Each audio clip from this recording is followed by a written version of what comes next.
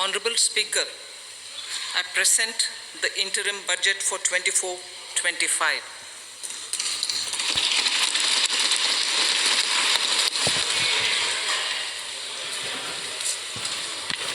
The Indian economy has witnessed profound positive transformation in the last 10 years. The people of India are looking ahead to the future with hope and optimism.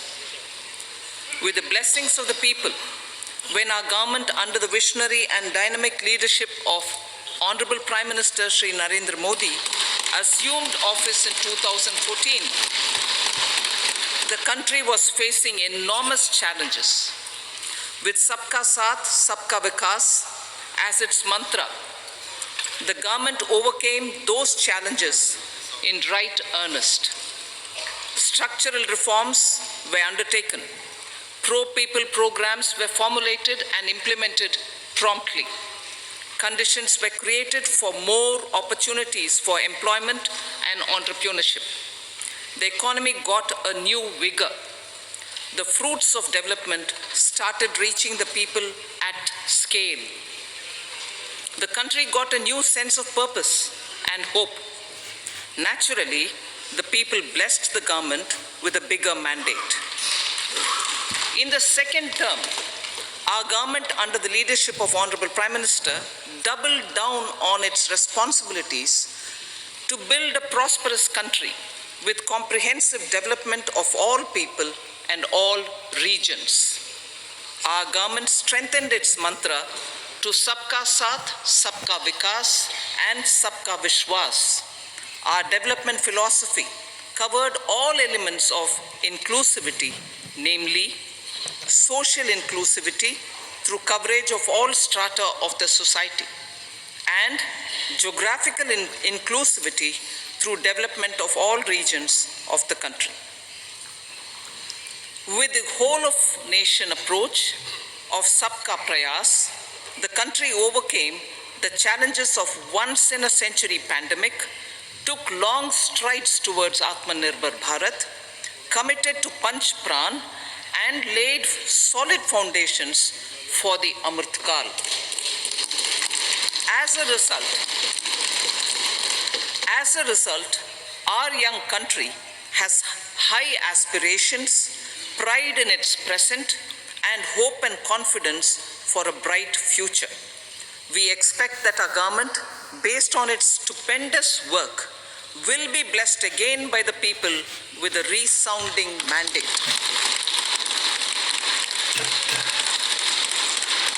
Inclusive development and growth. Our humane and inclusive approach to development is a marked and deliberate departure from the earlier approach of provisioning up to village level. Development programs were thus provisioned. In the last 10 years, however, have targeted each and every household and individual through housing for all, Har Ghar Jal, electricity for all, cooking gas for all, bank accounts and financial services for all in record time. The worries about food have been eliminated through free ration for 80 crore people. Minimum support prices for the produce of Annadata are periodically increased appropriately. These and the provision of basic necessities have enhanced real income in the rural areas. Their economic needs could be addressed, thus spurring growth and generating jobs. Social justice. Our government is working with an approach to development that is all-round, all-pervasive, and all-inclusive. Sarvangin, Sarvasparshi, or Sarvasamaveshi. It covers all castes and people at all levels. We are working to make India a Vikasit Bharat by 2047. For achieving that goal, we need to improve people's capability and empower them. Previously, social justice was mostly a political slogan. For our government, social justice is an effective and necessary governance model. The saturation approach of covering all eligible people is the true and comprehensive achievement of social justice. This is secularism in action, reduces corruption, and prevents nepotism, prevents bhai bhatijawad. There is transparency and assurance that benefits are delivered to all eligible people. The resources are distributed fairly. All, regardless of their social standing, get access to opportunities. We are addressing systemic inequalities that had plagued our society. We focus on outcomes and not on outlays so that the social economic transformation is achieved. As our Prime Minister firmly believes, we need to focus on 4 major castes. They are Garib, Mahilaye, Yuva and Annadata. Their needs, their aspirations and their welfare are our highest priority. The country progresses when they progress. All 4 require and receive government support in their quest to better their lives. Their empowerment and well-being will drive the country forward. Garib Kalyan, Desh Ka Kalyan. We believe in empowering the poor. The earlier approach of tackling poverty through entitlements had resulted in very modest outcomes. When the poor became empowered partners in the development process, government's power to assist them also increases manifold. With the pursuit of Sabka Saath, in these 10 years, the government has assisted 25 crore people to get freedom from multi-dimensional poverty. Our government's efforts are now getting synergized with energy and passion of such empowered people. This is truly elevating them from poverty. Direct benefit transfer of 34 lakh crore rupees from the government using PM Jandan accounts has led to savings of 2.7 lakh crores of rupees for the government. This savings has been realized through avoidance of leakages prevalent earlier. The savings have helped in providing more funds for Garib Kalyan. PM Swanidhi has provided credit assistance to 78 lakh street vendors. From that total of 78 lakh street vendors, 2.3 lakh have received credit for the 3rd time.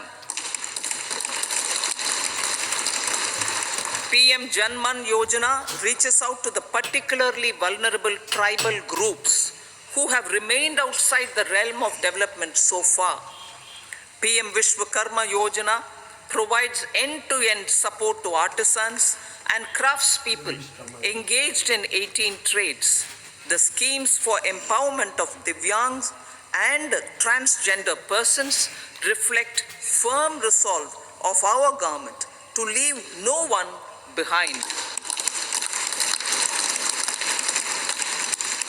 Welfare of Annadata.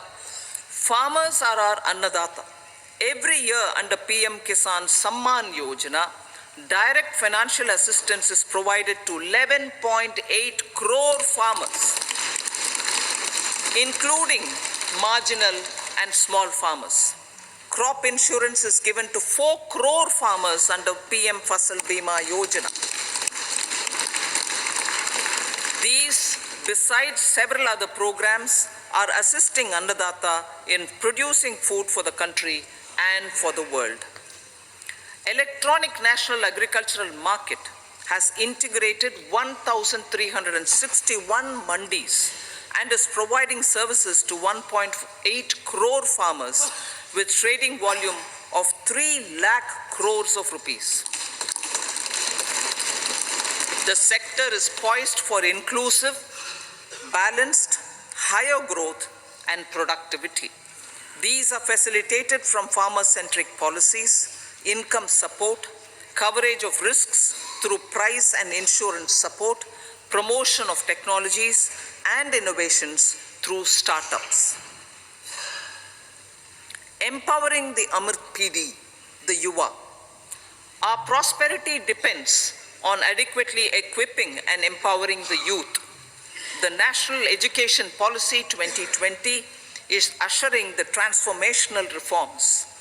PM Schools for Rising India, PM Shri, are delivering quality teaching and nurturing holistic and well-rounded individuals.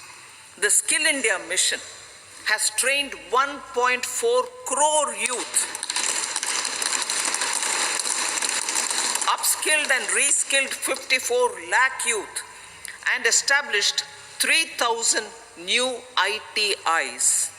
A large number of institutions of higher learning, namely 7 IITs, 16 triple ITs, 7 IIMs, 15 AIMS, and 390 universities have been set up. PM Mudra Yojana has sanctioned 43 crore loans aggregating to 22.5 lakh crores of rupees for entrepreneurial aspirations of our youth. Besides that, Fund of Funds, Startup India, and Startup Credit Guarantee schemes are assisting our youth. They are also becoming Rozgar Data. The country is proud of our youth scaling new heights in sports. The highest ever medal tally in Asian Games and Asian Para Games in 2023 reflects a high confidence level.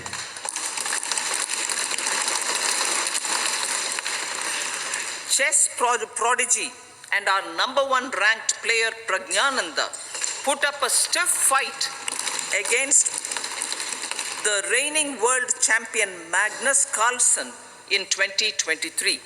Today, India has over 80 chess grandmasters compared to little over 20 in 2010. Momentum for Nari Shakti. The empowerment of women through entrepreneurship, ease of living, and dignity for them has gained momentum in these 10 years. 30 crore Mudra Yojana loans have been given to women entrepreneurs. Female enrollment in higher education has gone up by 28% in 10 years. In STEM courses, girls and women constitute 43% of enrollment, one of the highest in the world. All these measures are getting reflected in the increasing participation of women in workforce. Making triple talaq illegal, reservation of 1/3 seats for women in the Lok Sabha and state assemblies, and giving over 70% houses under PM Awas Yojana in rural areas to women,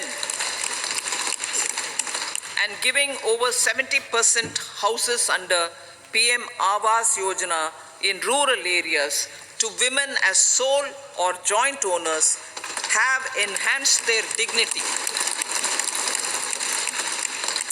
Exemplary track record of governance, development, and performance. Besides delivering on high growth in terms of gross domestic product, the government is equally focused on a more comprehensive GDP, that is, governance, development, and performance.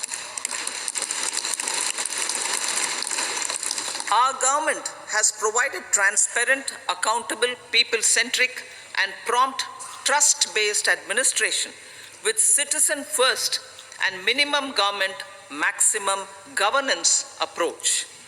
The impact of all-round development is discernible in all sectors. There is macroeconomic stability, including in the external sector. Investments are robust. The economy is doing well. People are living better and earning better, with even greater aspirations for future. Average real income of the people has increased by 50%. Inflation is moderate. People are getting empowered, equipped, and enabled to pursue their aspirations. There is effective and timely delivery of programs and of large projects. Economic management. The multi-pronged economic management over the past 10 years has complemented people-centric, inclusive development. Following are some of the major elements. 1. All forms of infrastructure, physical, digital, or social, are being built in record time.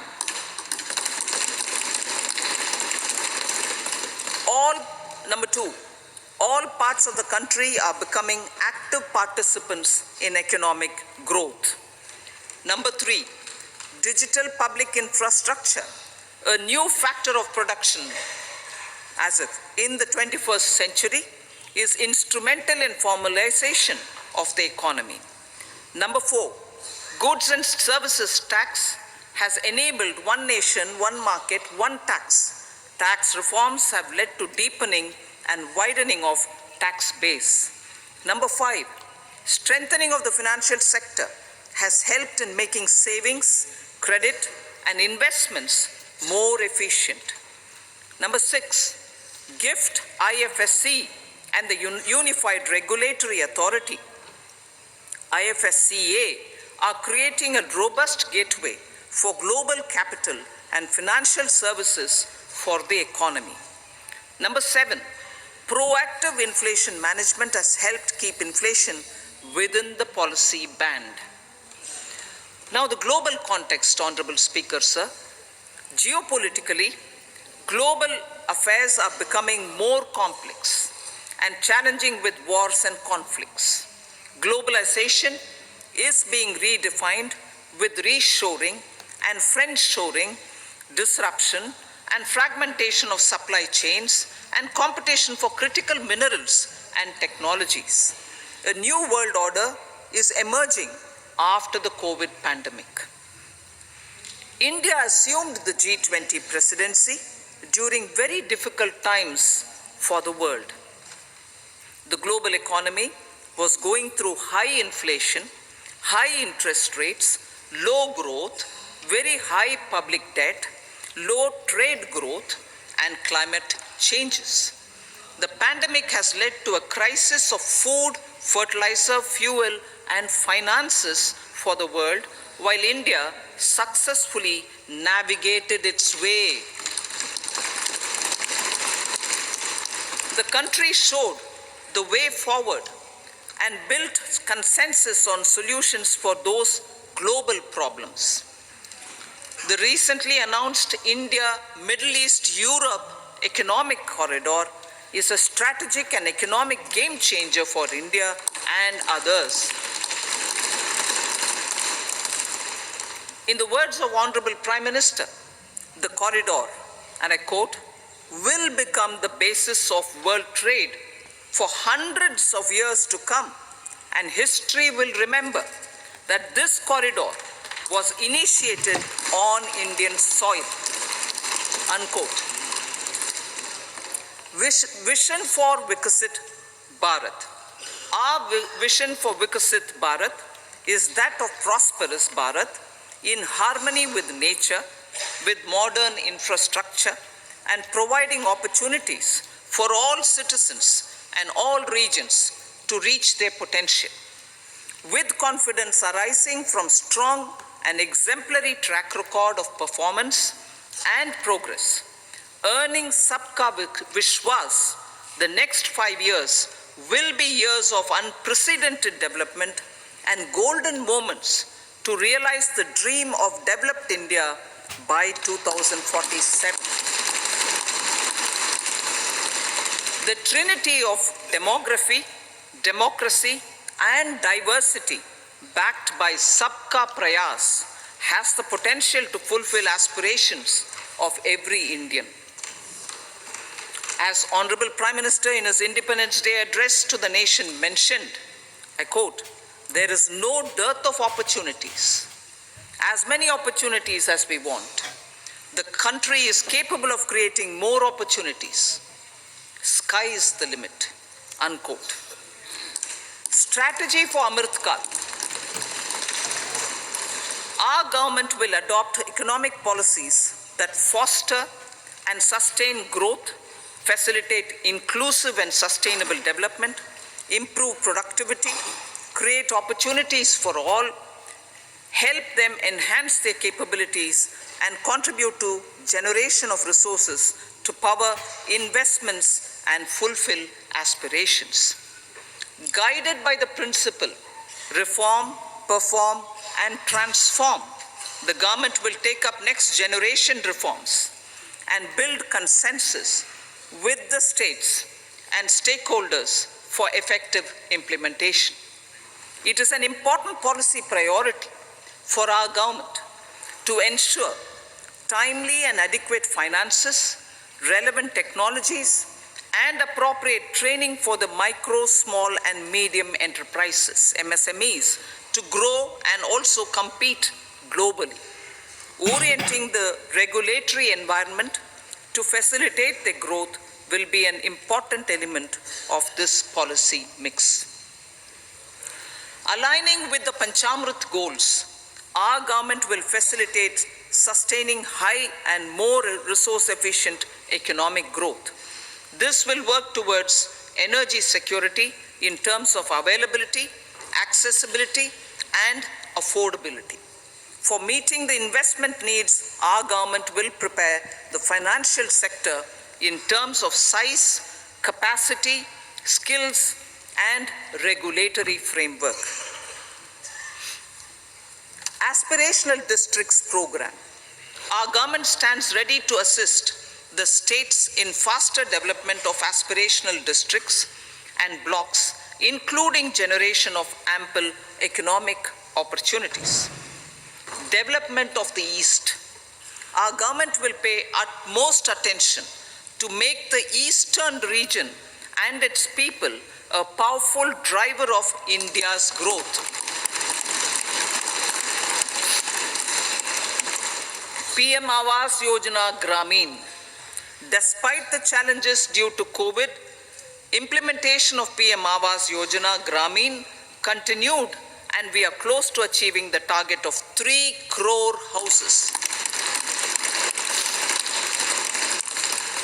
2 crore more houses will be taken up in the next 5 years to meet the requirement arising from increase in the number of families. Rooftop solarization and Muft Bijli. Through rooftop solarization, 1 crore households will be enabled to obtain up to 300 units free electricity every month. This scheme follows the resolve of Honorable Prime Minister on the historic day of consecration of Sri Ram Mandir in Ayodhya. Following benefits are expected. Savings up to 15 to 18,000 rupees annually for households from free solar electricity and selling the surplus to the distribution companies. Charging of electric vehicles. Entrepreneurship opportunities for a large number of vendors for supply and installation. Employment opportunities for the youth with technical skills in manufacturing, installation, and maintenance. Housing for middle class. Our government will launch a scheme to help deserving sections of the middle class, and I quote from Honorable Prime Minister's words, living in rented houses or slums or chawls and unauthorized colonies, unquote, to buy and build to buy or build their own houses.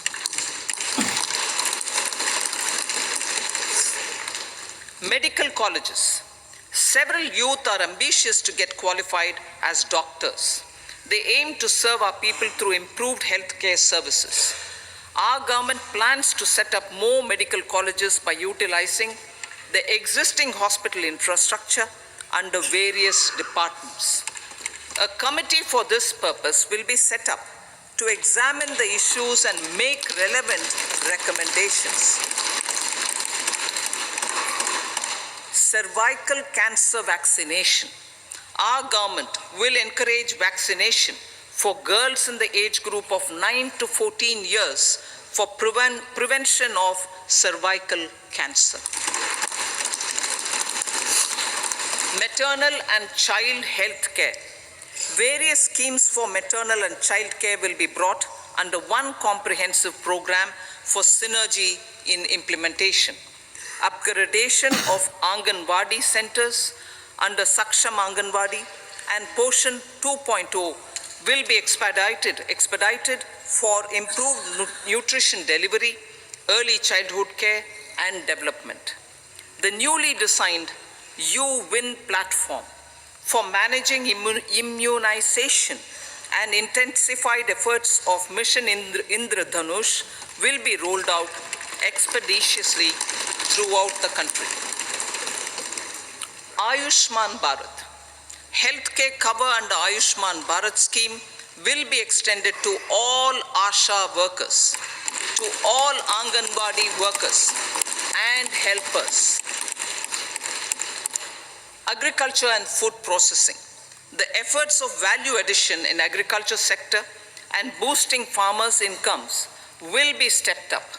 Pradhan Mantri Kisan Sampada Yojana has benefited 38 lakh farmers and generated 10 lakh employment. Pradhan Mantri formalization of micro food processing enterprises Yojana has assisted 2.4 lakh SHGs and 60,000 individuals with credit linkages. Other schemes are complementing the efforts for reducing post-harvest losses and improving productivity and incomes. For ensuring faster growth of the sector, our government will further promote private and public investment in post-harvest activities, including aggregation, modern storage, efficient supply chains, primary and secondary processing and marketing and branding. Nano DAP.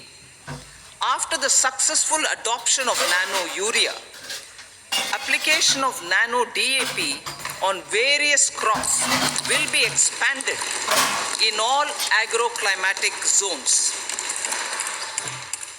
Atmanirbhar Oil Seeds Abhiyan. Building on the initiative announced in 2022, a strategy will be formulated to achieve Atmanirbharta for oil seeds such as mustard, groundnut, sesame, soya bean, and sunflower.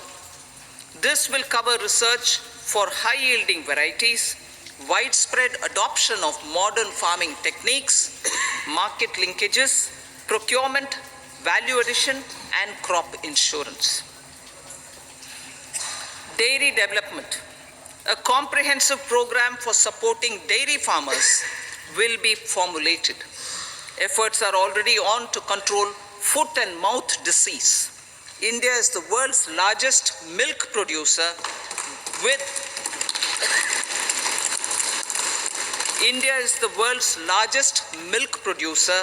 but with low productivity of milch animals.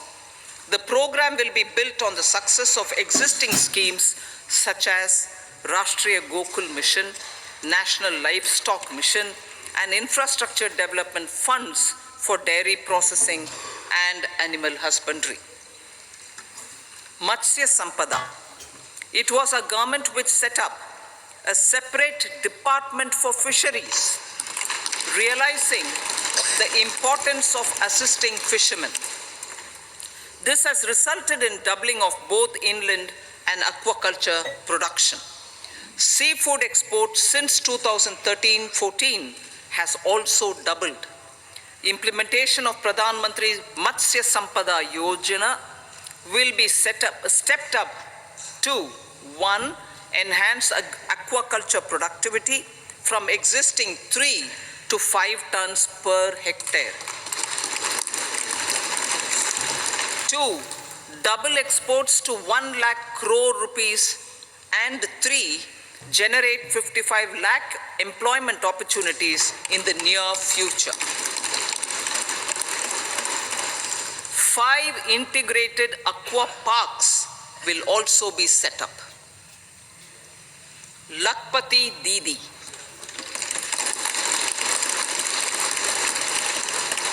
83 lakh SHGs.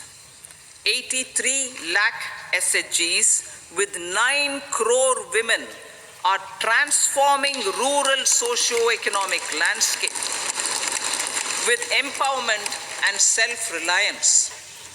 Honorable Speaker said, their success has assisted nearly 1 crore women to become Lakpati Didi already. They are an inspiration to others. Their achievements will be recognized through honoring them. Buoyed by the success, it has been decided to enhance the target for Lakpati Didi from 2 crores to 3 crores.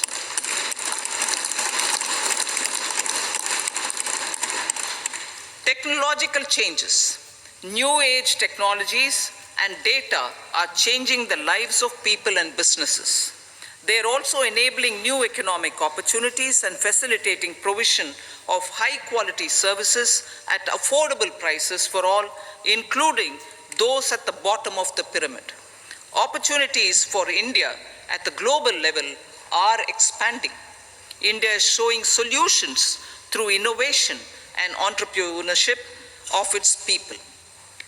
Research and innovation for catalyzing growth, employment, and development. Prime Minister Shastri, Prime Minister Lal Bahadur Shastri gave the slogan of Jai Jawan, Jai Kisan. Prime Minister Vajpayee, Atal Bihari Vajpayee ji, made that Jai Jawan, Jai Kisan, Jai Vigyan. Prime Minister Modi has furthered that to Jai Jawan, Jai Kisan, Jai Vigyan, and Jai Anusandhan, as innovation is the foundation of development. For our tech-savvy youth, this will be a golden era. A corpus of 1 lakh crore rupees will be established with 50-year interest-free loan provided. The corpus will provide long-term financing or refinancing with long tenors and low and or nil. I repeat that sentence. The corpus will provide long-term financing or refinancing with long tenors and low or nil interest rates. This will encourage the private sector to scale up research and innovation significantly in sunrise domains. We need to have programs that combine the powers of our youth and technology. A new scheme will be launched for strengthening deep tech technologies for defense purposes and expediting Atmanirbharta. Infrastructure development. Building on the massive tripling of the capital expenditure outlay in the past 4 years, resulting in huge multiplier impact on economic growth and employment creation, the outlay for the next year is being increased by 11.1% to 11,111 crore rupees. This would be 3.4% of our GDP. Railways. 3 major economic railway corridor programs will be implemented. These are energy, mineral and cement corridor. Number 2, port connectivity corridors. And number 3, high traffic density corridors. The projects have been identified under the PM Gati Shakti for enabling multimodal connectivity. They will improve logistics efficiency and reduce cost. The resultant decongestion of the high traffic corridors will also help in improving operations of passenger trains, resulting in safety and higher travel speed for passengers. Together with dedicated freight corridors, these 3 economic corridor programs will accelerate our GDP growth and reduce logistic costs.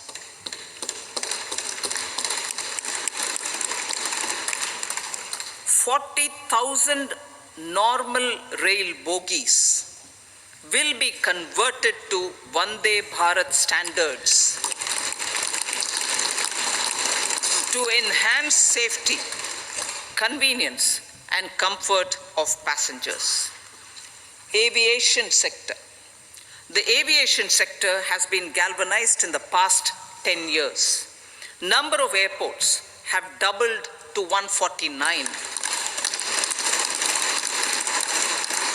Rollout of air connectivity to Tier 2 and Tier 3 cities under Udan scheme has been widespread.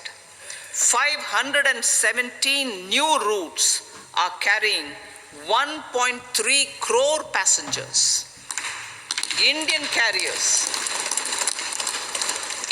carriers have proactively placed orders for over 1,000 new aircrafts. Expansion of existing airports and development of new airports will continue expeditiously. Metro and Namo Bharat. We have a fast expanding middle class and rapid urbanization is taking place. Metro rail and Namo Bharat can be the catalyst for the required urban transformation. Expansion of these systems will be supported in large cities, focusing on transit-oriented development.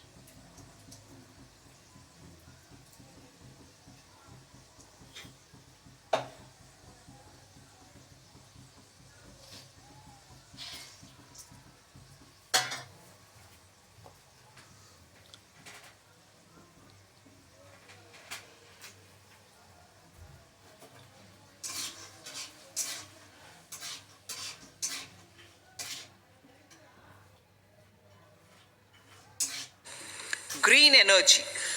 Towards meeting our commitment for net zero by 2070, the following measures will be taken. Viability gap funding will be provided for harnessing offshore wind energy, potential for initial capacity of 1 gigawatt. Coal gasification and liquefaction capacity of 100 metric tons will be set up by 2030. This will also help in reducing imports of natural gas, methanol, and ammonia. Phased mandatory blending of compressed biogas in compressed natural gas for transport and piped natural gas for domestic purposes will be mandated. Financial assistance will be provided for procurement of biomass aggregation machinery to support collection. Electric vehicle ecosystem. Our government will expand this and strengthen the e-vehicle ecosystem by supporting manufacturing and charging infrastructure. Greater adoption of e-buses for public transport networks will be encouraged through payment security mechanism. Biomanufacturing and biofoundry. For promoting green growth, a new scheme of biomanufacturing and biofoundry will be launched. This will provide environment-friendly alternatives such as biodegradable polymers, bioplastics, biopharmaceuticals, and bioagri inputs. This scheme will also help in transforming today's consumptive manufacturing paradigm to the one based on regenerative principles. Blue Economy 2.0. For promoting climate resilient activities for Blue Economy 2.0, a scheme for restoration and adaptation measures and coastal aquaculture and mariculture with integrated and multi-sectoral approach will be launched. Comprehensive development of tourist centers.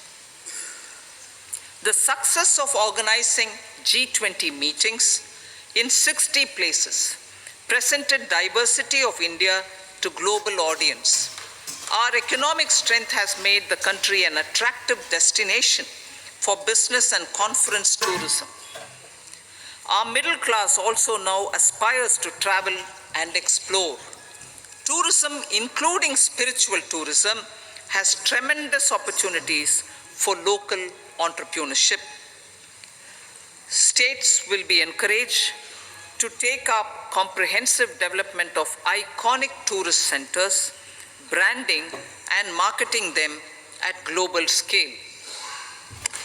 A framework for rating of the centers based on quality of facilities and services will be established. Long-term interest-free loans will be provided to states for financing such development on matching basis. To address the emerging fervor for domestic tourism, Honorable Speaker, sir, projects for port connectivity, tourism infrastructure, and amenities will be taken up on our islands, including Lakshadweep. This will help in generating employment also. Promoting investments. The FDI inflow during 2014 to 23 was $596 billion, marking a golden era.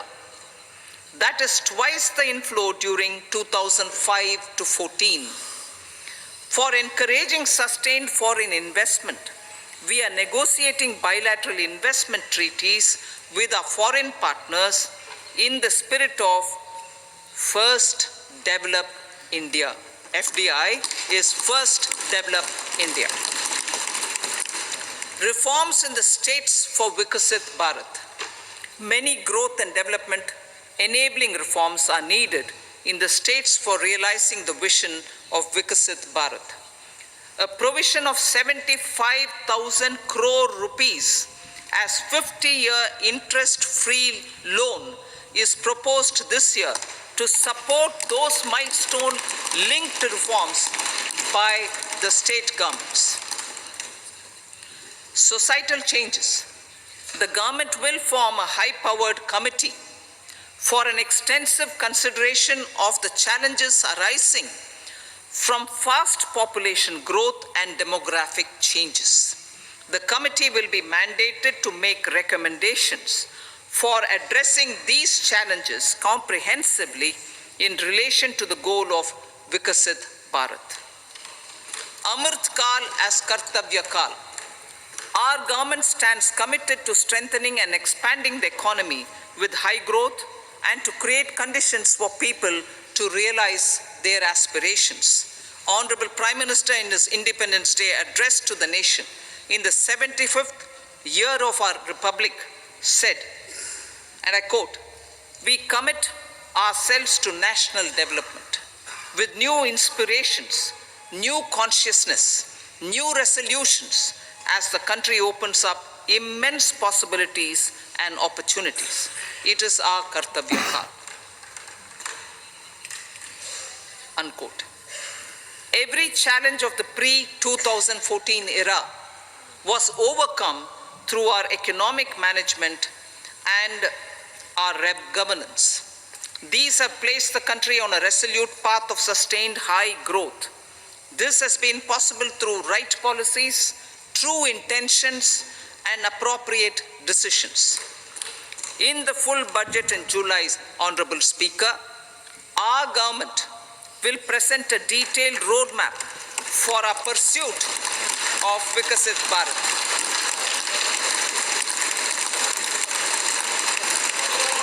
Revised estimates. Revised estimates of 2023-24.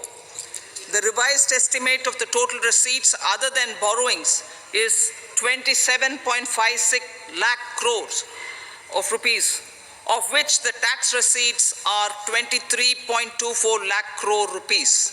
The revised estimate of total expenditure is 44.90 lakh crore rupees. The revenue receipts at 30.03 lakh crore rupees are expected to be higher than the budget estimate, reflecting strong growth momentum and formalization in the economy. The revised estimate of the fiscal deficit is 5.8% of GDP, improving on the budget estimate notwithstanding moderation in the nominal growth estimates. Budget estimates for 2024-25. Coming to the year 2024-25, the total receipts other than borrowings and total expenditure are estimated at 30.80 and 47.66 lakh crore rupees respectively. The tax receipts are estimated at 26.02 lakh crore rupees. The scheme of 50-year interest-free loan for capital expenditure to states will be continued this year with an outlay of 1.3 lakh crore rupees. We continue on the path of fiscal consolidation as announced in my budget speech of 2021-22 to reduce fiscal deficit below 4.5% by 25-26. The fiscal deficit in 2024-25 is estimated to be 5.1% of GDP, adhering to that path.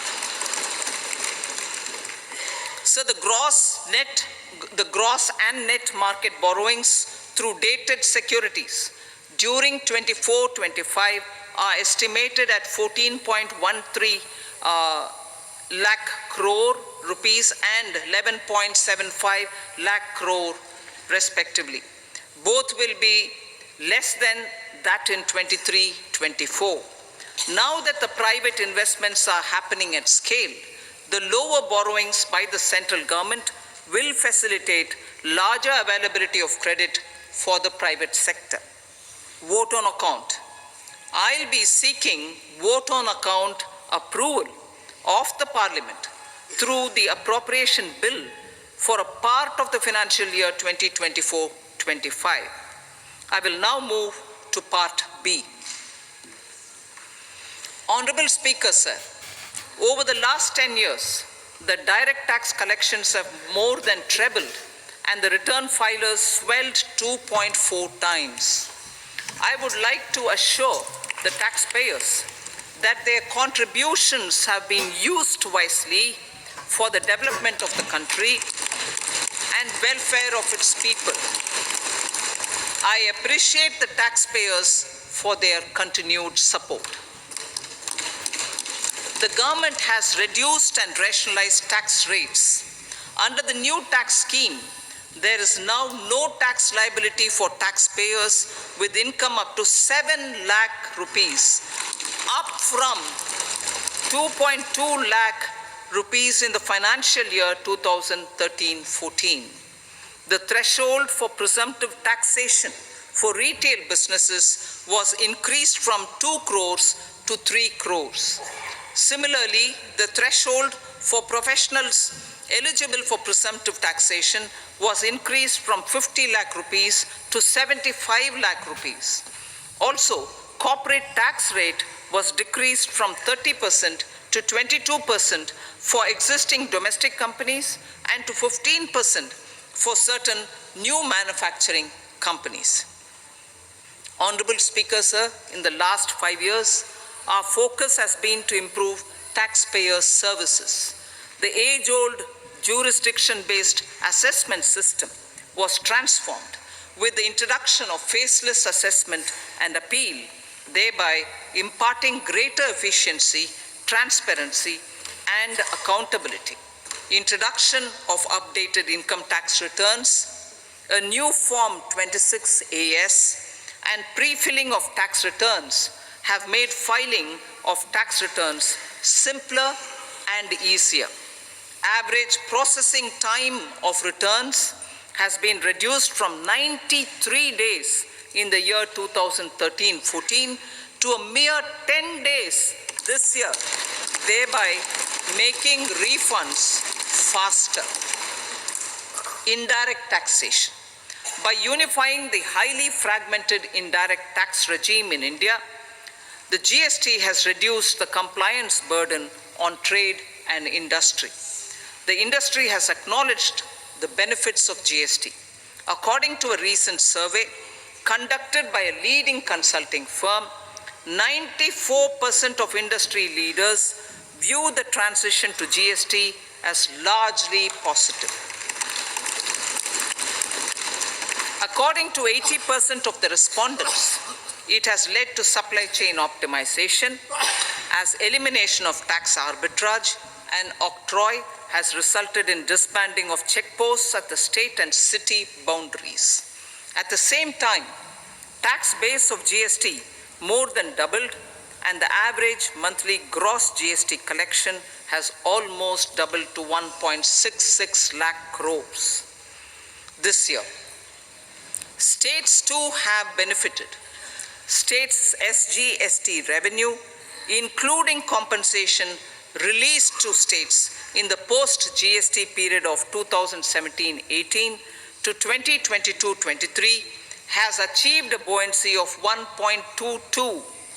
In contrast, the tax buoyancy of state revenues from subsumed taxes in the pre-GST four-year period of 2012-13 to 2015-16 was a mere 0.72. The biggest beneficiaries are consumers, as reduction in logistic cost and taxes have brought down prices of most goods and services. We have taken a number of steps in customs to facilitate international trade. As a result, the import release time declined by 47% to 71 hours at inland container depots, by 28% to 44 hours at air cargo complexes, and by 27% to 85 hours at seaports over the last 4 years since 2019, when the national time release studies were first started. Tax proposals. As for tax proposals, in keeping with the convention, I do not propose to make any changes relating to taxation and propose to retain the same tax rates for direct and indirect taxes, including import duties. However, certain tax benefits to startups and investments made by sovereign wealth or pension funds, as also tax exemption on certain income of some IFSC units, are expiring on 31/3/2024. To provide continuity in taxation, I propose to extend the date to 31/3/2025. Moreover, in line with the government's vision to improve ease of living and ease of doing business, I wish to make an announcement to improve taxpayers' services. There are a large number of petty, non-verified, non-reconciled, or disputed direct tax demands, many of them dating as far back as 1962, which continue to remain on the books, causing anxiety to honest taxpayers and hindering refunds of subsequent years. Honorable Speaker, sir, I propose to withdraw such outstanding direct tax demands up to 25,000 rupees pertaining to the period up to financial year 2009-10 and up to 10,000 rupees for financial years 2010-11 to 2014-15. This is expected to benefit about 1 crore taxpayers. 1 crore taxpayers would benefit out of this. Economy then and now. In 2014, when our government assumed the reins, the responsibility to mend the economy step by step and to put the governance systems in order was enormous. The need of the hour was to give hope to the people, to attract investments, and to build support for the much needed reforms. The government did that successfully, following our strong belief of nation first. The crisis of those years has been overcome, and the economy has been put firmly on a high, sustainable growth path with all-round development. It is now appropriate to look at where we were then. I repeat, it is now appropriate to look at where we were then till 2014 and where we are now, only for the purpose of drawing lessons from the mismanagement of those years. The government will lay a white paper on table of the House.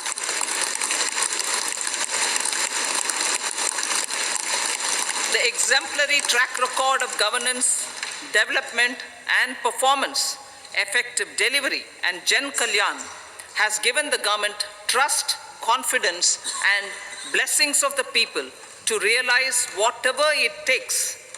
The goal of Vikasit Bharat with good intentions, true dedication and hard work in the coming years and decades. With this, Honorable Speaker, I commend the interim budget to this august House. Jai Hind.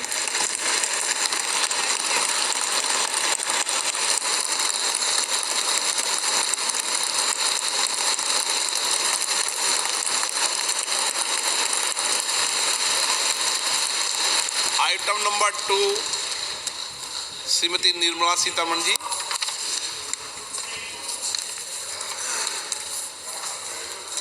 So, with your permission, I rise to lay on the table the following statements under Section 3(1) of the Fiscal Responsibility and Budget Management Act 2003, Medium-Term Fiscal Policy cum Fiscal Policy Strategy Statement and Macroeconomic Framework Statement.